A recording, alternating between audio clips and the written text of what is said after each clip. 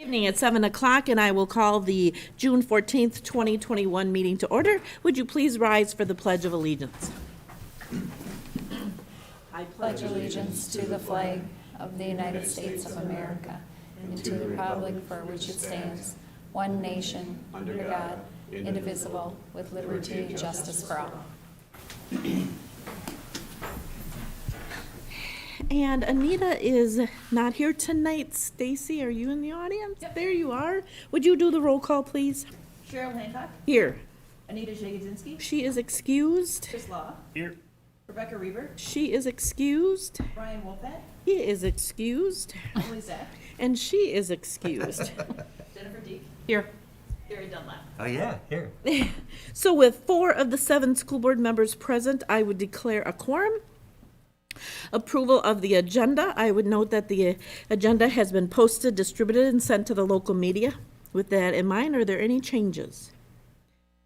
Seeing none, I would entertain a motion to approve the agenda as published. So moved.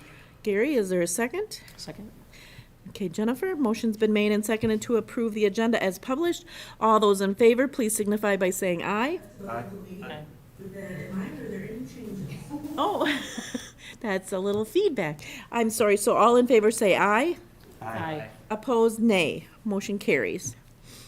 So, we will, I thought someone was talking from the audience. It was me.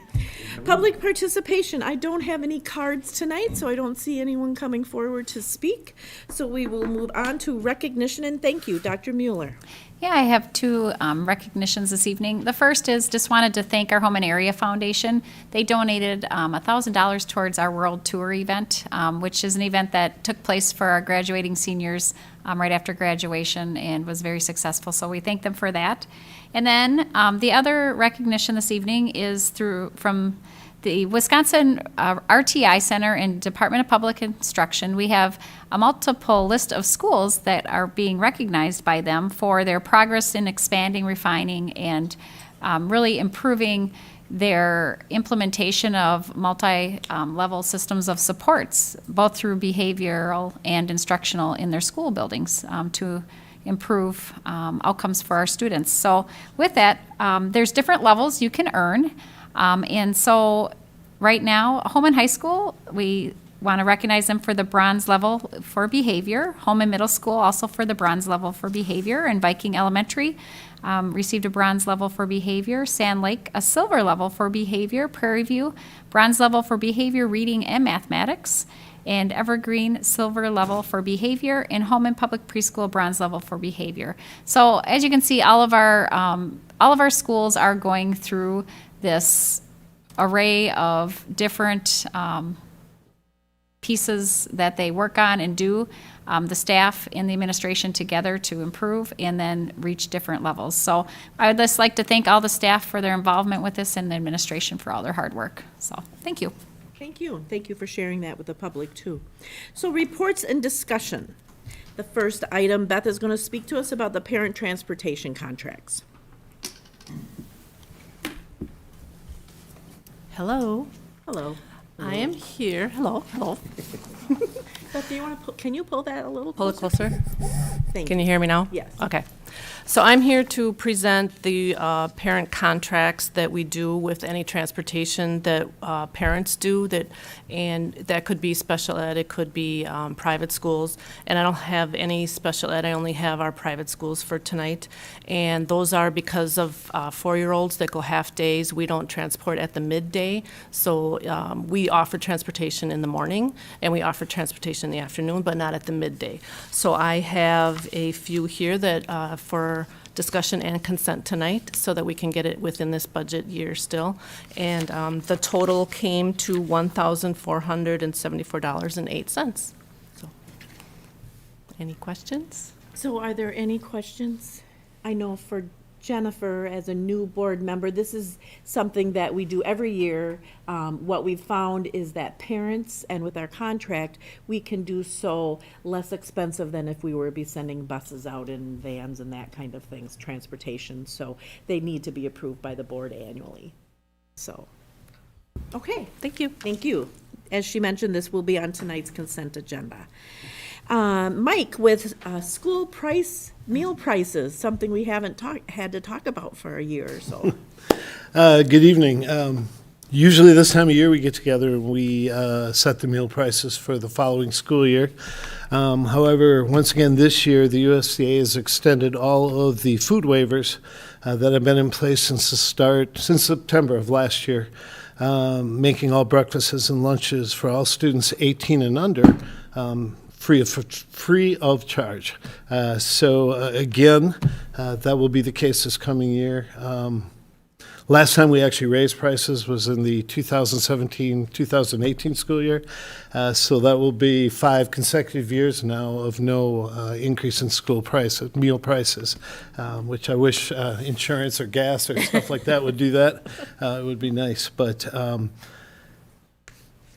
due to the higher federal reimbursement that we're going to be getting as well, we don't anticipate any negative impact to our fund balance from this. So we're basically asking you guys to approve no-charge meals again for this coming school year. And my hope, as you know, I've been advocating for free meals, making meals part of the school day permanently on a national level. And my hope this is actually the first step towards that. We really think we might be there. So I think that would be wonderful news for everybody in our district. So.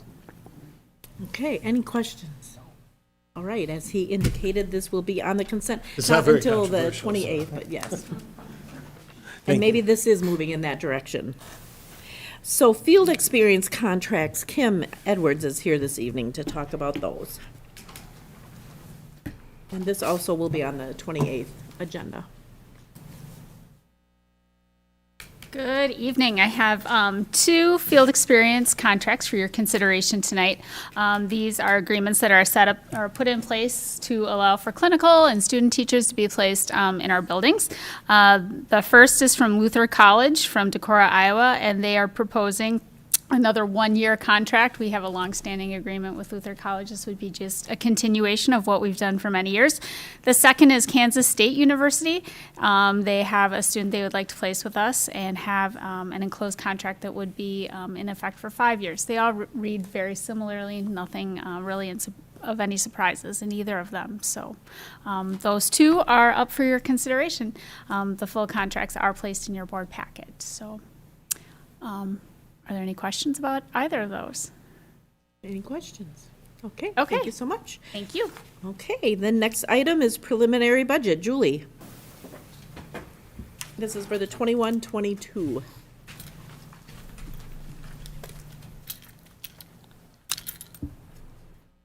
Good evening. I'm sorry, I'm not going to be as fast as the last 2 people. Oh, Julie, we know you can do it. It just doesn't work that way, but it is the preliminary budget, and so that is good because it's usually rather short. Our budget development calendar calls for a preliminary budget in the spring before the fiscal year starts. It is a report only, does not require consent, it's informational. And if you can imagine, it's really kind of hard to predict right now. So take that, I guess, with a grain of salt as we go forward. But I did want to share with you assumptions and some preliminary things that we're looking at within developing this budget for 2021. As you know, the forecasting does begin 21-22. Yeah. The forecasting begins in the previous fall, where we bring budget input variables to the board for approval. And then, as you know, recently the board did approve a 2.5% increase for wages, as opposed to the 2% that was in the original budget input variable. For the preliminary budget, the assumptions are quite conservative in regards to the state and federal funding. If you've been paying attention to things at the state level, often reported through your WASB email notifications, it's a little contentious down there. And so I am preparing this with a very conservative lens at this time. So going through some of that information, I'm just going to share, you did receive the DPI summary format of the preliminary budget in your Google Drive, and that does include, within that format, 3 years, an audited, the current revised budget, and the preliminary for July 1st, fiscal year starting July 1st of 2021. So due to that great uncertainty and the information received last week from the Legislative Fiscal Bureau that the revenue projections are 4.4 billion more than they projected in January, there's a lot going on yet down in Madison, and so we are unsure for K-12 exactly where things will land with the Joint Finance Committee and Governor Evers. So, with that being said, we'll go through each of the major budget line items and changes year on year. Please do remember that the revised budget, the center column of numbers, is exactly that. This was revised and approved by the board on March 31st. We typically have a fourth quarter revision as well, but the final ending fund balance is July 1st beginning funding balance. So anything that changes within the current fiscal year as we finish up here is going to alter the starting fund balances for all of our funds. But we begin with the general fund balance designation. That is on lines 2 through 7 of the general fund handout that was provided to you. The total ending fund balance estimated for June 30th, 2022 at this point in time is in the bottom right-hand corner at just over $16.7 million. This is over 30% of the general fund expenditures. We often look at this as a measure of fiscal sustainability, having that fund balance, and it does exceed the board-approved fund balance goal for the general fund. I will go through each of the sources of revenue first in the general fund. That's our major operational fund. Line 11 is the tax revenue. Demonstrates a decrease over the current year, so decrease over the 2021 tax revenue. The revenue limit and anything that overrides the revenue limit through voter-approved operational referendum is going to dictate what the maximum levy in the general fund can be that would be certified in November of this year. And so 13.4 million is the estimate at this time. It depends entirely on our calculated revenue limit, which uses 3 years of enrollment average, and then what the state aid is. So we cannot exceed the revenue limit with the combination of state aid and local taxes. Again, right now, estimating 13.4 in local tax revenue for next year, but this will come forward for you to review again in August in the proposed budget, and then at our annual meeting and budget hearing in October for the original budget, and that is where the board approves the levy certification for the fall. The total local sources estimated for 21-22 fiscal year are 16.7 million. Next up is the state sources of revenue in the general fund. The total state sources are estimated at $35,191,000. Again, this is using the 3-year average of student FTE, and it is estimated to remain the same as prior year, which is interesting. So the 3 prior year average happens to be the same as the 3 current year average, but the numbers within each year are not quite the same. But when it's averaged out, it is at 4,074 in student membership. And then it also includes the 40% of summer school membership. Line 38, point that item out. That is the per pupil categorical aid. Currently, we are using the same amount per pupil as the current year. Again, a conservative estimate. Word from the state and from my WASBO organization is that it probably will not change, and so we are using $742 per pupil, again, for the 21-22 prediction for pupil categorical aid. One thing I wanted to point out is that line 38 also included 2 years of Department of Justice safety grants. And so you see the decline from 1920 to 2021 to 21-22 in line 38, and that's because it includes those grants expiring and no longer available, so there is a reduction, especially from 1920 to 2 years later. Those grants have been fully spent out. Next is the federal sources of revenue in the general fund. Line 48 is the subtotal, estimated at $726,000. This is a really important area to talk about because this is where you would see the revenue for the federal CARES Act money, the stimulus money from the pandemic. That's coming to districts in 3 different forms. They call it at the state level ESSER 1, ESSER 2, and ESSER 3. We received $209,000 in ESSER 1 award for this current fiscal year. That has been completely expended. The estimate for ESSER 2 allocation right now is $400,000.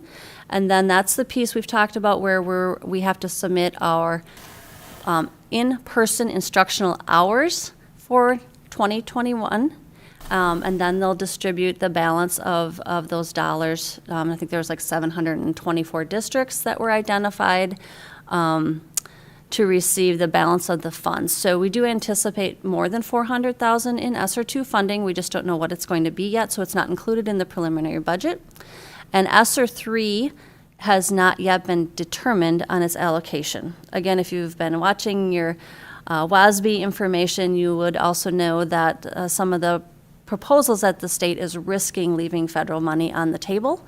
And so we are carefully watching that and not putting it into the budget until we know more information and our allocation is determined for Holmen.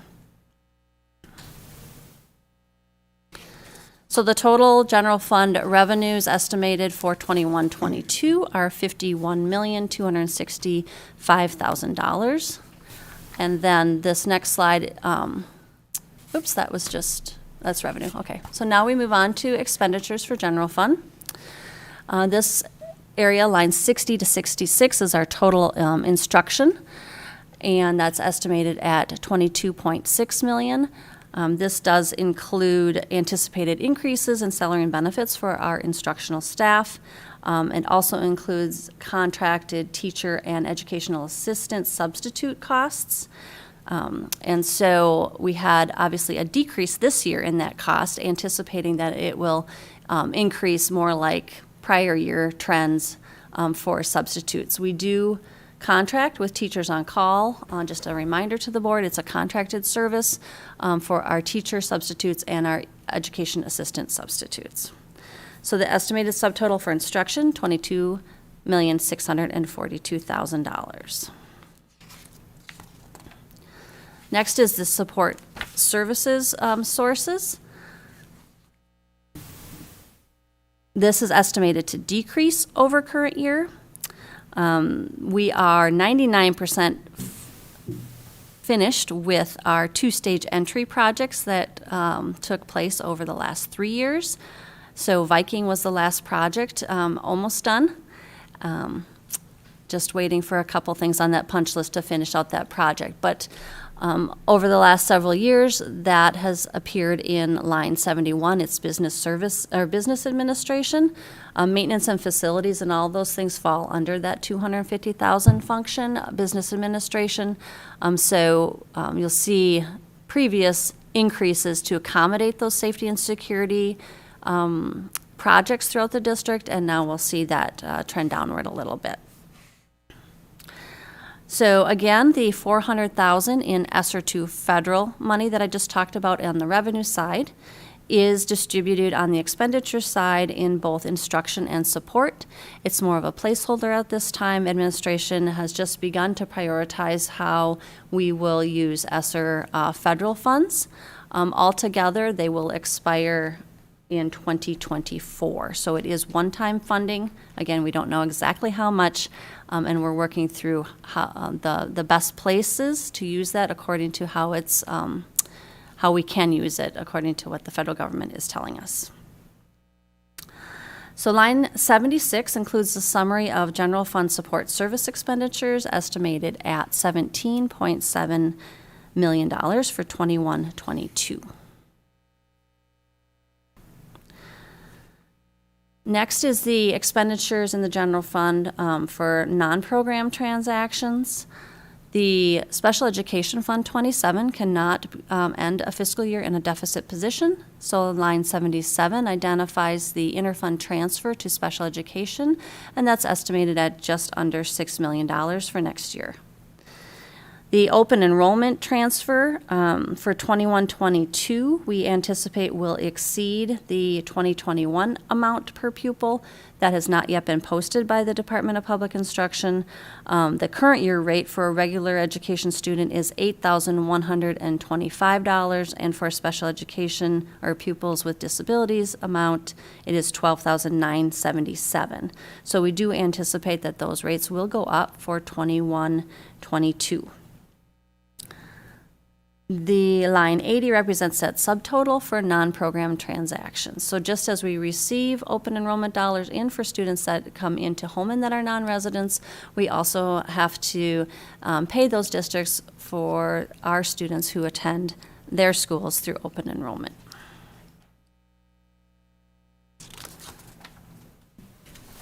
The total estimated expenditures for other finance uses is $50,846,000. It is less than the current year estimate. If you recall, the current year budget includes $1 million just for COVID pandemic relief, Cooley Region Virtual Academy instruction, mitigation supplies, and those things. That $1 million is not in next year's budget.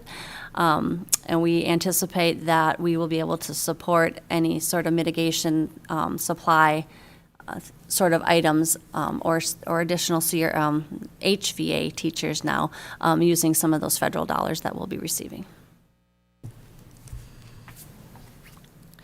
This is then the summary of the screens you saw previously, the fund balance screen plus the revenue on line 58 minus the expenditures on line 81 gives us the line 8 total ending fund balance estimate that I covered at the beginning. And again, that ending fund balance of $16.7 million is 32.9% of general fund expenditures. So that is very healthy. That is a good place to be. This is an annual fund balance as a percentage of expenditure graph that is in the annual report. This is last year's, just as a reminder. And this district at that time ended actually it's 18-19. It's when we can get the comparative data, it's always lagging. So in 18-19, we ended that fiscal year at 29.82%. So we have increased since then, and again, it exceeds the board goal.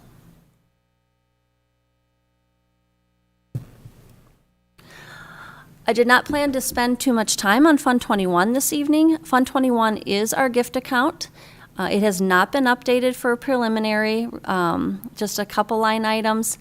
This gift account includes over 150 separate accounts. It's reconciled every summer for the audit, and the individual groups, clubs, co-curriculars that have fundraised dollars can carry over their balances.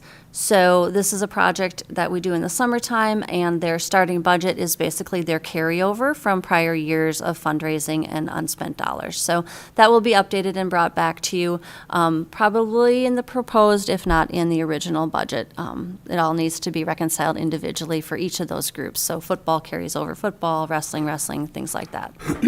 We do anticipate, though, that the fiscal year-end balance will exceed the prior year. There just has not been as much spending as there would normally be in a school year because the students weren't here and as active in those clubs and groups.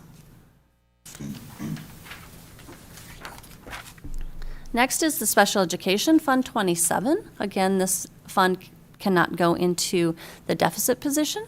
So at this time, just going to provide to you the estimated revenue and expenditures for a special education fund for next year are just under $9.2 million. Again, that does include the same assumptions and changes for base wages and benefits for the employees that teach our special education.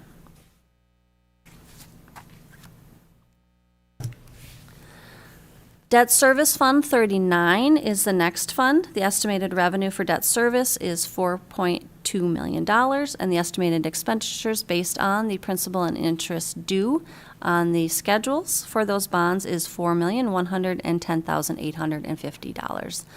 The line 173 is the indebtedness at the end of the fiscal year. So the indebtedness the principal balance on the 2 remaining outstanding bonds that we have on June 30th, 2022 is $22,445,000.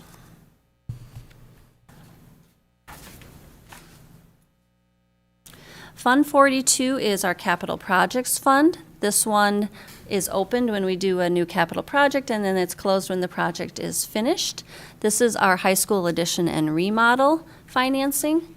As you can see, we're going to carry a little balance into July 1st. This is primarily due to delayed completion of instruction and materials, and the pandemic causing things to go a little slower than planned. We still have just under $600,000 estimated in balance of those bonds and the interest earned on them. And we do plan on spending this out in full, I'm hoping by the end of December, so that we can close this account out. If there are any dollars left in the capital projects fund, it's required that it be transferred to the debt service account and applied to the bond principal.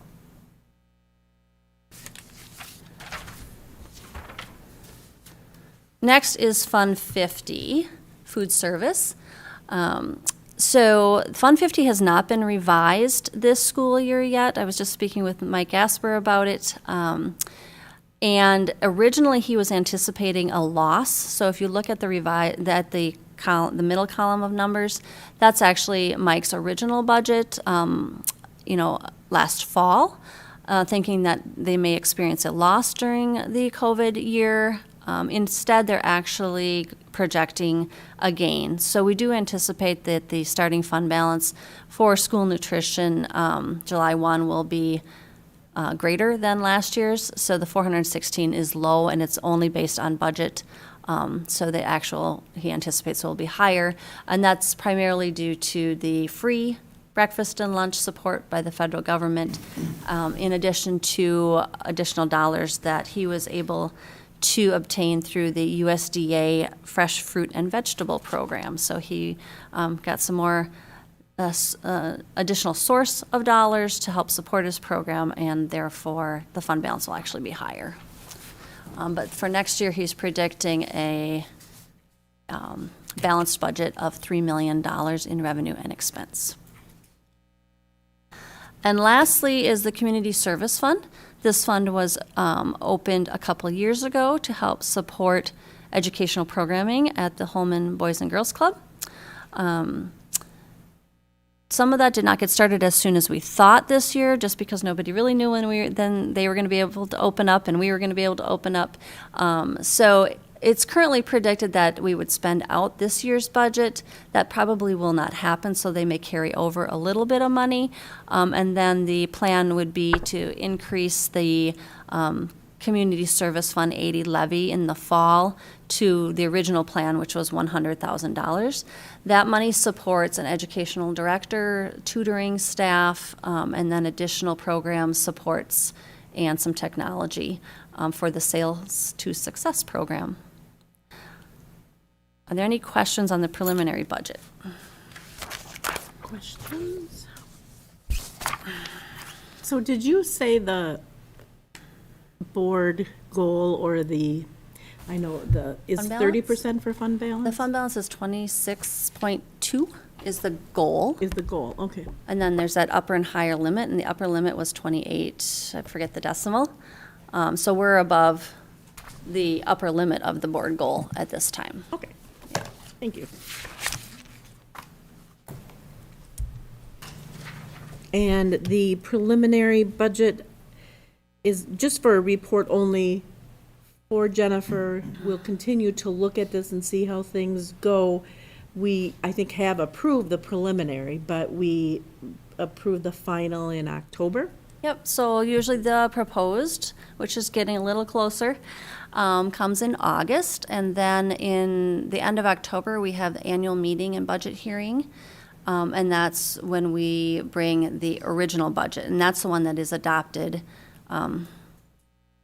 and published and sent to the state, and that's what we work on off of until we have a revised budget. And so you'll see me come to the board with, like I did for March 31st, with a Q3 revised budget, and then I will do that again for Q4 here.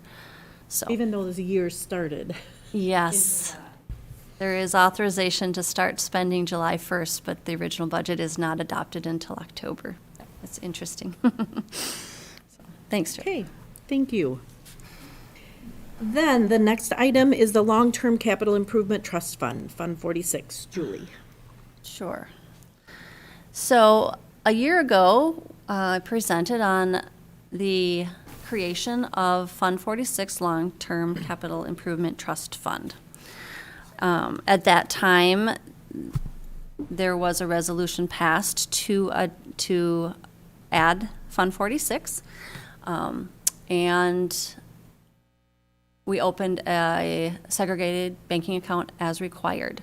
But then we did not approve a deposit into that account yet, and so more work needed to be done on establishing the Long-Term Capital Improvement Trust. So under Section 120.137, Wisconsin statute authorizes school boards to establish a long-term capital improvement trust, which I said we did, the board approved creation of. This past year, our finance committee has studied and learned more about the Fund 46. And on April 26, a motion was carried in the finance committee to use Fund 46 to help support future capital maintenance needs of the district. The committee recommends an initial funds transfer effective June 30th of 2021. And then you may be aware that we're currently working with a company and getting a proposal to do a district-wide facility condition assessment. And so it's our intent to take that assessment and update the 10-year capital improvement plan, which is one requirement of establishing the Fund 46, and then having a really good solid document to move forward on and help support that need either through referendum or through Fund 46, Capital Improvement Trust Fund. So there's many reasons why this is a good tool for schools to use. One of them that I'd like to point out is we do not have sinking funds on all of our buildings. And the annual budget allocation for buildings and grounds is not enough money to accomplish some of the larger capital improvement needs that are required at some of our older aging buildings. So this facility assessment will certainly help us identify and prioritize what really needs to be targeted either for referendum or help supported through Fund 46. So I just wanted to also include that we're in the issue paper, the benefits identified. It does provide a method to set aside funds for capital projects. The dollars would support some of those schools, especially without the sinking funds that are saved for future large expenses, like roof replacement and boiler replacement, things like that. It does require that planning and that 10-year planning for care and maintenance and facility improvements. At least 10 years is required by DPI to be approved. The strategy can help level out expenses for shared cost. So what this does is it reduces the swings in state aid based on shared cost by leveling out smaller transfers to Fund 46 from Fund 10 instead of a large expense in Fund 10 that then creates a swing in the state aid the following year. It also provides an option for fiscal year-end expenditures of unused budget amounts, which can support maximizing your aid. We are a positive aided district, and so it's in our best interest to spend out our budgets as much as we can to maximize our aid the following year. So that's one way to help do that. If we're seeing that we're not going to spend out our expenditure budget as we approach June 30th, that's an option to help expend out more of the budget. Some of you that have been on the board longer know that we've done like one-time underfunded needs expenses at the end of the school year. This would be another way to help spend out that budget to support maximizing our aid. It does require, this is kind of a big deal, it does require a 5-year waiting period once the initial deposit is made. And so the Finance Committee is supporting an initial deposit to try to get that clock started. And so then after 5 years, you can start drawing on those dollars for projects that are in that 10-year plan, which can be revised along the way.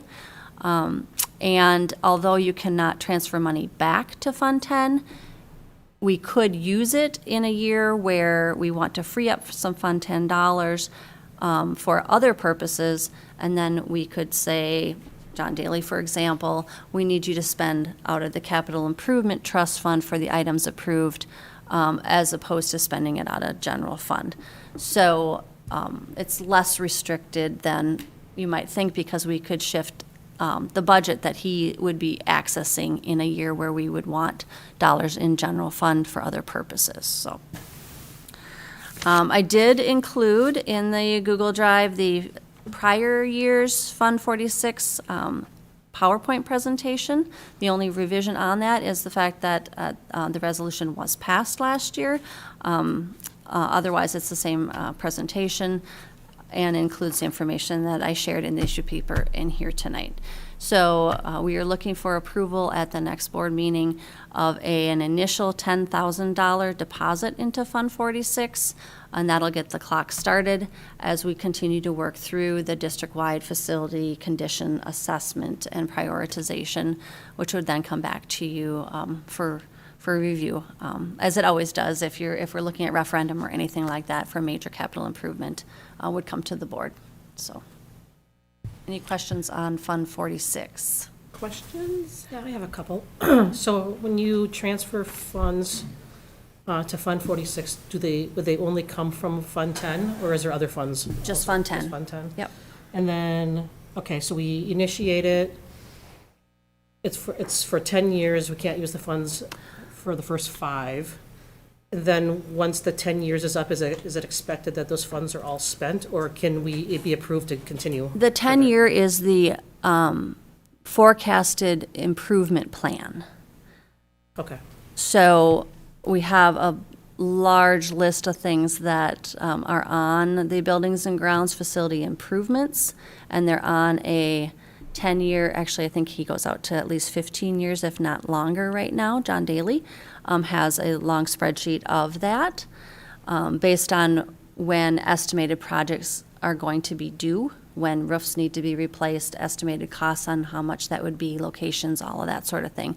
So he does have a running 10-plus year capital improvement plan. That's what has to be approved by the state. It has to be on file. The fund itself will be open inevitably. Okay. And we will add and take, credit and debit from Fund 10 as those projects are completed. Thank you. So you could, if it had a significant amount of dollars reserved, you could help offset a future referendum by using Fund 46 for a certain portion of a total project as well. So the plan just has to be a minimum of 10 years. Yep. But at year 5, you could update it to the next 10 years out. Right. You could update it at any time. They just want to see that you are forecasting out your facilities improvements and if you're going to choose to fund it in this manner. Other questions or comments? Gary? To go back one step, if the fund balance went up to 32%, say it was at 26, does that 6% increase, is that part of the unspent budget? Or is it something? Over many years. Right. So if we go from 26% to 32%, That was over many years. But yes, No, I that's a mean- part of a surplus budget. so if we go up 4% in 1 year, that 4% is unspent. Right. It could be unspent, it might be also unplanned. Like if we never planned to spend it in the first place. Wouldn't it be better to? For example, like the budget that I just presented is a surplus budget currently. So if we had an improvement plan and use some of the fund balance, it would have the same effect as this fund. Because we'd have a plan and we'd spend more of the budget, so we support. What I'm saying is, if you put $10,000 in this fund, but you're putting $500,000 in the fund balance that year, that makes no sense. Because you're spending the unspent, the 500,000 going into the fund balance is unspent money. It is But then you're unspent. sticking $10,000 in this fund to save $10,000? Well, Makes no sense to me. it's an initial startup. Last year's proposal was too much money. And so this was the initial startup to get this recommendation is initial startup to get that 5-year clock started. And then we, as said in the issue paper, would come back with a recommendation after the new facilities condition assessment is completed. Is there, It's going to have to be more to be impactful. is there a benefit for us putting that money in that fund versus holding it in the fund balance? I think The is what- benefit is if you choose to do a large project out of the general fund, you are impacting shared cost, which creates fluctuations in state aid rather than leveling it out. So when you transfer it incrementally, it's considered an expense in the year that it's transferred. So if we do 100,000 a year for 5 years, there's less impact in the general aid fluctuating because we did 100, 100, 100 instead of 500 in one fiscal year. But wouldn't that be the same if you put that 100 in the fund balance? It'd be like, Because you anticipate, you're leveling it out over many years of transfer instead of one big project in the general fund. And it does not go against shared costs when it's spent out of Fund 46. It only goes against it when it's spent out of the general fund. So it's leveling it out. Example would be the district office addition was paid entirely out of the general fund, and it caused greater swings in our state aid because it was like $1.4 million in a lump sum out of the general fund, as opposed to setting it aside a little bit at a time. And that would not have been nearly as impactful in the shared cost and the general fund aid in the following year as one big lump sum project. We've So done that's the benefit, the major benefit of moving it incrementally into the Fund 46 instead of expending it out of general fund. what if we identified a project and said we're going to need to do this in 5 years, and instead of putting it into the Fund 46, we put it in incrementally, put it in the fund balance set aside for that project? Because the entire project is gonna be expended in 1 year out of the general fund. So the entire project is going to go Whether the in the money is shared there or cost not, it's when formula. it's spent. It's when it's spent. Different. Yeah, Okay. So Fund 46, it's basically, at the time you put it into Fund 46, it shows as spent. yep, And that's what's making the budget more level. Yep. As opposed to moving it to this other fund, which then if it's it's in not fund, spent. if it's in fund until that balance in the general fund, it's in fund balance in the general fund. And it's not gonna be recorded as shared cost until the year it's spent in full. So yes, I'm agreeing with you. Yeah, so, no, I understand it. Yeah. Yep. We've had projects before where we paid the fund balance back incrementally. We haven't paid it back in full, though. Paid it back, we made payments back to the, we have. We made payments to the fund balance. Instead of paying it all in $500,000, we paid $100,000 a year for 5 years. Right, or we've pre-funded various projects that way. But all of that activity occurred in the general fund. So it happened internally Yep, versus what you're saying, This when we is- do the one project, it's 1.5 million in 1 year. Externally, it's treated differently than when it would be in the Fund 46. right. It's counted as, I'm gonna try one, I'm sorry. It's hard to explain. It's obligated. If we spend it out of the general fund in 1 year, let's use $1 million project, it is included in the shared cost formula at the state for state aid in the year it's expended. If we plan ahead and we incrementally do 100,000, 100,000, whatever the number is, only that expended amount that year is included in the shared cost formula for state aid. And so it's helping to level out the impact of those capital projects on the aid in the general fund. And that's a good thing because it reduces the impact of a large project in the general fund in a given year. So it's counted as an expense in the year of the transfer instead of a big lump sum in the year of the expense of the project. And then like a bigger picture question is, are we ever at risk of losing funds if we basically are carrying over too much? Not yet. Sometimes the federal government will put that out there sometimes, like if you're carrying too big of, that's happened like in school nutrition. If we had too big of a fund balance, they would hold reimbursement, not recently, but that's been a conversation. A few years ago, that came to the table, and they said if you can maintain a certain fund balance, you don't have to raise your school prices for food. And so we brought that to the board and said, here's our fund balance goal specifically for Fund 50. And if we do this and maintain it, I think it was you needed at least 3 months of expenditures in your fund balance, then you could not be required by the federal government to increase your local meal prices.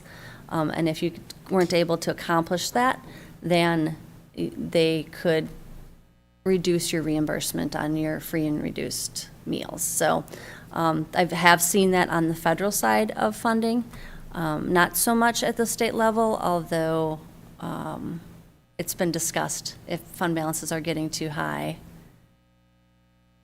They know. They know, so. So last year, I know when it came up and we approved the fund itself, but not the allocation, I'm still a little, it reminds me of fundraising, which is my profession, of having restricted and unrestricted and endowment money. My organization is talking about that now, where you can't spend the principal, you can only spend, the proceeds. But the restricted and unrestricted, I think I expressed last year, concerns me, is that we're putting this money and very specifically restricting it towards that capital budget, improvement budget. And we know those funds are needed. Annually, you'd be able to do that. I think kind of I like the 10,000 much better than the 50,000 last year. I feel it to get it going and get the time started. But I'm curious about that capital improvement plan, to say we're going to put funds and restrict funds only for those use, but not to know what that might be, would be helpful. So we have the current plan, and that was shared last year. So I don't want you to forget that we do have a plan. Indicated we're working with a firm. But we are working with a vendor to do a really comprehensive study district-wide, and then reconcile that with the plan we have, so that going forward we will have really good documentation on what is needed for future. But we do have a plan currently. I think it's out to 15 years. I just know it's scary during the unknowns that you mentioned when you were talking about the budget previously, and to restrict money for something. Again, undoubtedly, we have needs to spend those monies, but it's just a different direction. We've always tried to be as flexible, have our money be, flexible as we possibly can to spend it, so. So yes, I think as Julie mentioned, if there aren't any other questions or comments, that this will be on next board meeting's agenda for approval, the $10,000 allocation. Right. So, okay, Thank you. thank you, Julie. And then the next item is the Sisa 4 contracted services. I think I have the next 5 items. I think you may, Jill. I see your name here. All right, let's see.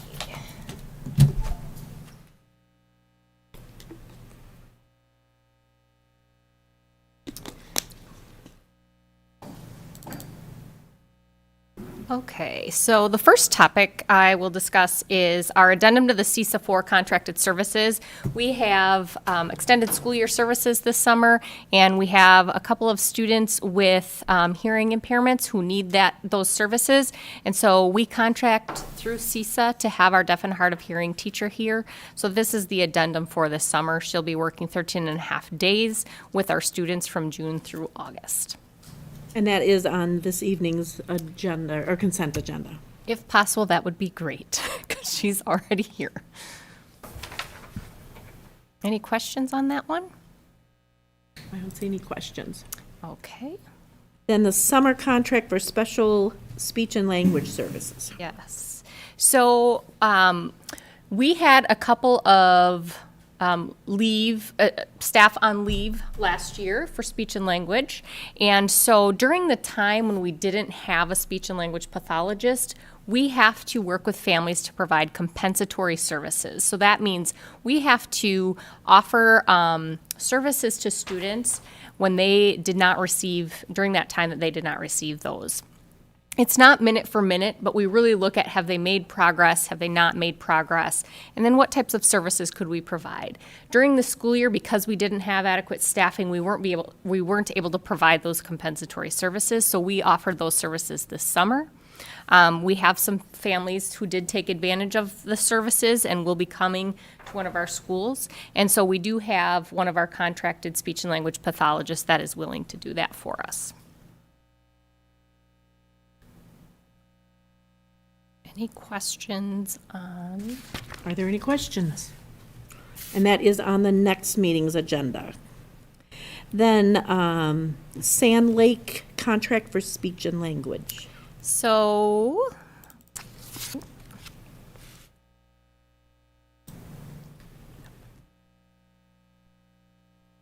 we have 2 positions open right now. Oh, geez, that's not what I want either.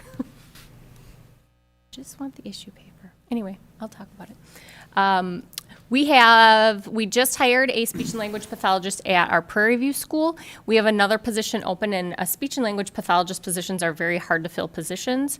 And so we knew there would probably not be a lot of applicants. We already were contracting services, and so we contracted services with 2 individuals who are going to split the position. One is already working in that position. She helped contract this year.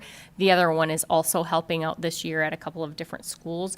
Both, fortunately, are retired speech and language pathologists from this school district. So we're very, very grateful to have them with us. They fit wonderful, and so we're grateful to have them this year. So that's what this one is. Except for I don't want to pull that one. There it is. There we go.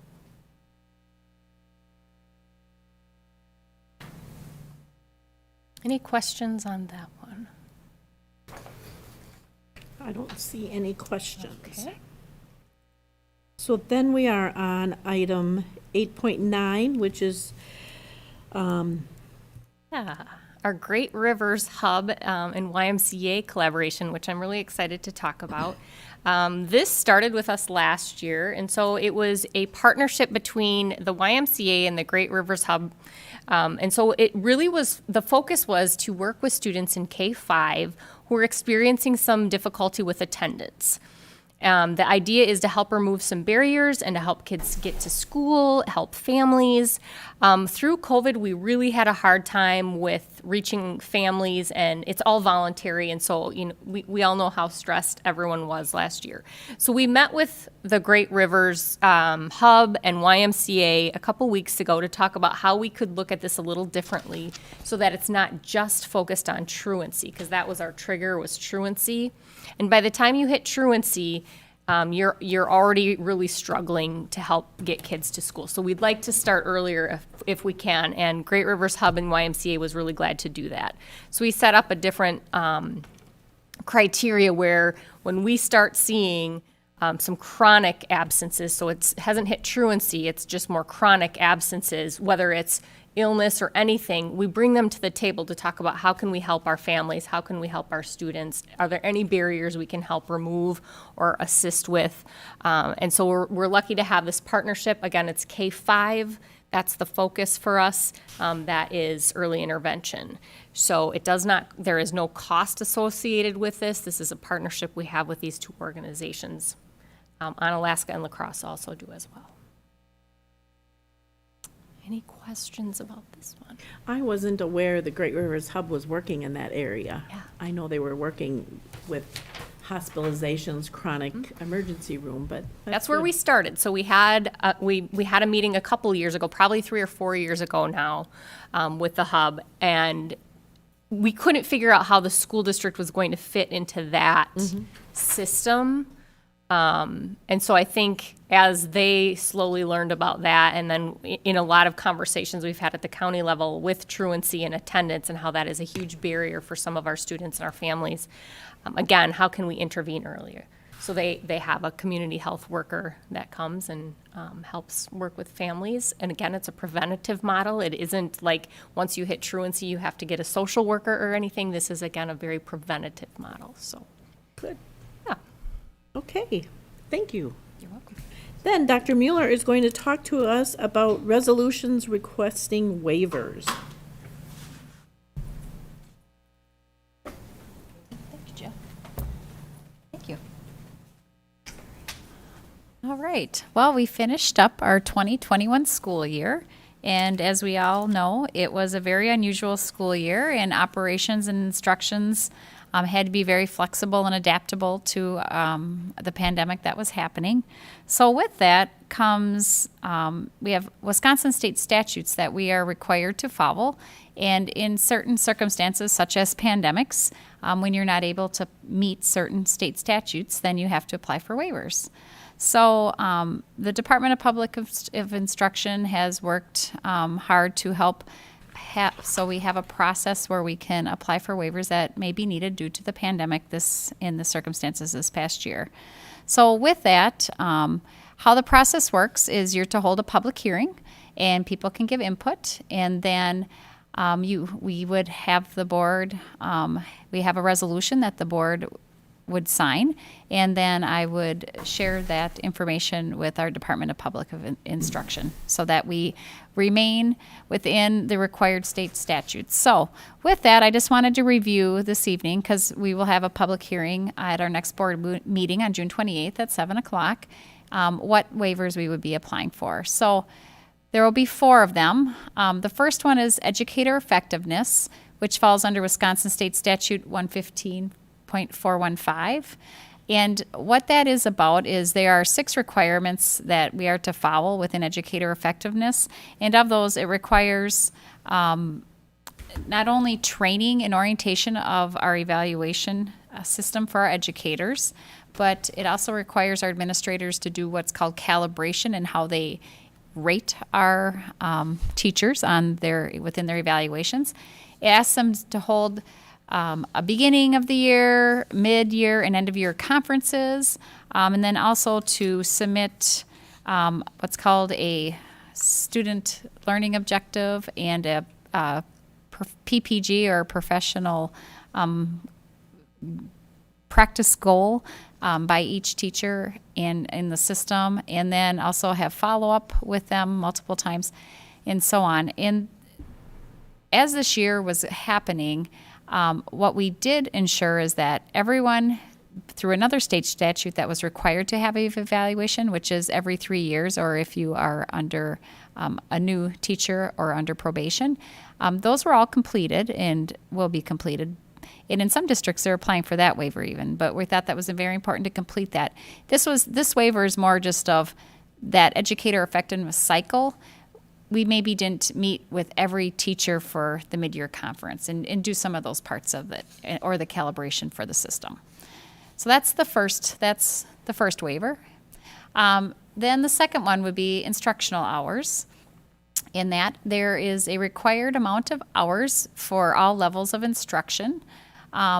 This year, due to the different modalities of instruction throughout the year, we just want to ensure that we we were close in many manners with instruction, because they are allowing you to count when students were online at home or had work to work on their own. It does get more difficult at the elementary level to meet that requirement, being that having a elementary child online for an all day of school just wasn't feasible, as many of us know. So as to why we were going to apply for that. Then length of school day. The reasoning behind this is really school boards can establish a policy around length of school day, and what hours would fulfill a normal school day. As you know, we shifted our hours in the length of our school day multiple times throughout the year to meet the needs of students. And that we don't have a policy around that, then we are to apply for the waiver. So that would fulfill the Wisconsin statute 121.1215. And then the last waiver falls under Health, Phy Ed, Art, and Music in its Wisconsin statute 121.02 LJ. And what that is really about is through our Cooley Region Virtual Academy, we had some of our classroom teachers do instruction within these elective areas, and they weren't necessarily the music teacher at the elementary level or the art teacher, but they did teach the curriculum still, but being that they weren't certified or under that exact certification, we are required to apply for the waiver for that. So these would be the 4 waivers that we would bring forward into the public hearing at our next board meeting for approval of the resolution. So any questions? So any questions on these? All right, and I think the public hearing will take place within our regular board meeting. So. Yes, correct. And so at our board meeting, it'll be right at the beginning of our next board meeting at 7 o'clock. Yes, okay. Thank you. All right, thank you. So we have 9 items under consent agenda. I would, unless there are any that you would like to have pulled and considered separately, I would entertain a motion to approve the consent agenda as presented. Chris, is there a second? Second? Gary, motion's been made and seconded to approve the consent agenda as presented. All those in favor, please signify by saying aye. Aye. Opposed, nay. Motion carries. Then board member reports and discussion. I'll call on board members if you have any comments or committee reports that you'd like to share. First, we will start with Chris Lau. I do not. Okay. Jennifer Deek. I don't really have much to say, but that I'm just really proud of our staff for getting through this last year, and I'm really glad we made it to summer, and that many of our staff are now able to take a well-deserved break, so. Thank you. Then Gary Dunlap. Yeah, I heard a loud sigh way back at my house at last day of school, too. You guys have a really safe summer and enjoy yourselves. You deserve it. Okay. And then I only have a couple things. Wasn't graduation awesome? Yeah. Thank you, Gary and Chris, for coming. I said to Chris after the meeting, because it was his first, I think, on stage, I said, did you see their eyes? Because it was fun. We had students that were reaching out and shaking hands. Some did the fist bumps, some just bypassed us, and that was okay. But again, I tried to look at all their eyes, and it was just fun to see the graduates with that look of accomplishment, which is always a fun thing.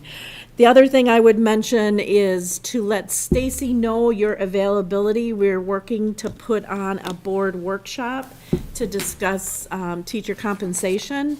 And we need to know if you're planning to be out of the district for any vacation or anything. We'd like to try to get that planned sometime. I'm thinking in July or August. And I know I've got a few days where I'm going to be out. So if you'd let Stacy know, we can pull that together. What's going to be the objective? Well, we've talked about the compensation model with the HEA. We've talked about how we annually come to the same thing and the steps and the lanes. And so we're going to talk about that as a board and I think as a board, it's important to have what our philosophy is, our perspective is, as we do strategic planning. One of the initiatives is the workforce that we've identified, and I think we're hearing a little bit more about our compensation model maybe and how we've been administering raises in the past. And so I really feel it will be important for us to come look at some of the data. I mean, I have a whole list of data that I'm interested in seeing, and to take a look at it as a board. So that as our staff then, because that's kind of the whole process, the board sets the tone, they set the philosophy. And, we've had some heartburn when they come back to us that we're not really happy with maybe what's seen. So we should really be verbal, and we should set that philosophical statement, and then the staff will have that to work with as they work on the next budget, those kind of things. So that's really the purpose, is to have those conversations as a board. Okay, thanks. Yeah. So with that, I would just note that we have a meeting on the 28th. And then July 12th would be the next meeting after that. We do have this 17th, there is a diversity discussion taking place on this Thursday. Yes. So if there's nothing else to come before the board, I would entertain a motion to adjourn. So moved. Gary and Chris, motion's been made and seconded to adjourn. All those in favor, please signify by saying aye. Hey. Opposed, nay. Motion carries. We are adjourned. 8:00.